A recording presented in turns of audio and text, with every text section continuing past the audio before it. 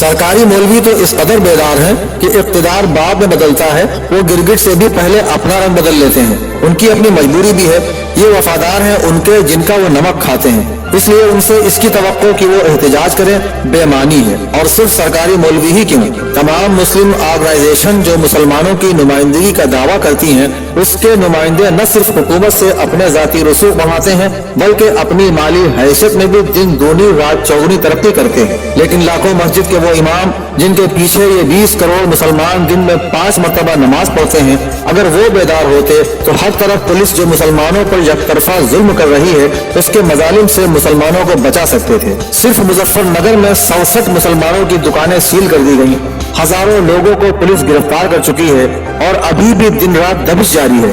دبش کے نام پر بے قصور لاچار مسلمان عورتوں کی بے حرمتی ہو رہی ہے، لیکن ہمارے سرکاری مولوی نمک کا حق ادا کرنے کی وجہ سے اور غیر سرکاری مولوی حضرات بیدار نہ ہونے کی وجہ سے خاموش ہیں، ورنہ مسلمان علاقوں میں یہ آتش زنی توڑ پھوڑ ہرگز نہ ہوتی۔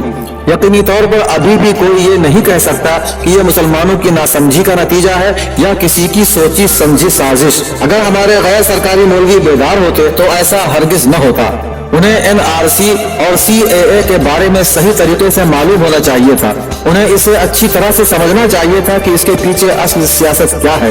ان تمام غیر سرکاری مولویوں کو قومی ہمدردی رکھنے والے وکلا سے تبادلہ خیال کرنا چاہیے تھا، پھر اپنے شک کو سرکاری عملے کے سامنے رکھنا چاہیے تھا، اور جب بات نہ بنتی تو پھر ان ہندو بھائیوں کو اپنے ساتھ لینا چاہیے تھا جو ہماری لڑائی دن رات لڑتے ہیں، اور سب کو ایک ساتھ پورے ہندوستان میں جمعے کے دن اپنی اپنی مسجدوں سے نکل کر بہت ہی پرامن طریقے سے ایک طے شدہ جگہ پر احتجاج کرنا چاہیے تھا، اور تب تک ڈٹے رہنا چاہیے تھا جب تک آپ کی بات سنی نہ جاتی۔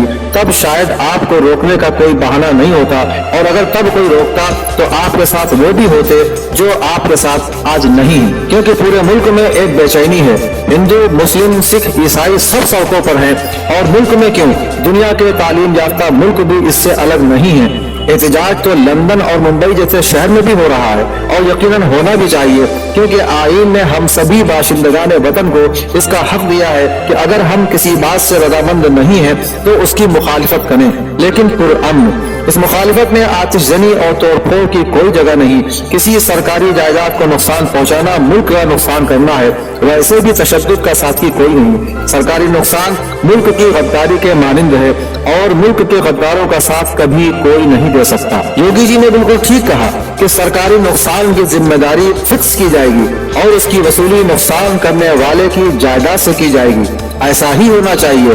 کاش یوگی جی آسام کے بھی وزیر اعلیٰ ہوتے اور وہاں بھی ایسا ہی کیا جاتا۔ کاش یوگی جی اس وقت بھی ہوتے جب 1984 میں سکھ فسادات ہوئے، 1992 میں بابری مسجد کے لیے رتھ یاترا یا اس کے شہید ہونے کے وقت جو سرکاری جائیدادوں کو نقصان پہنچایا گیا، پھر چاہے 2002 کا گجرات ہو یا سماجوادی پارٹی کے وقت کا مظفر نگر، یا پھر ابھی جاٹ آندولن میں جس میں کروڑوں روپے کی قومی جائیداد کا نقصان ہوا۔ لیکن کوئی بات نہیں، جب جاگے تبھی سویرا۔ بس یہ قانون مسلمانوں کے لیے ہی نہ کام کرے بلکہ سب کے لیے ہو تو ہی ملکی مفاد میں ہوگا، ورنہ مسلم دشمنی کے سوا اور کیا کہا جائے گا۔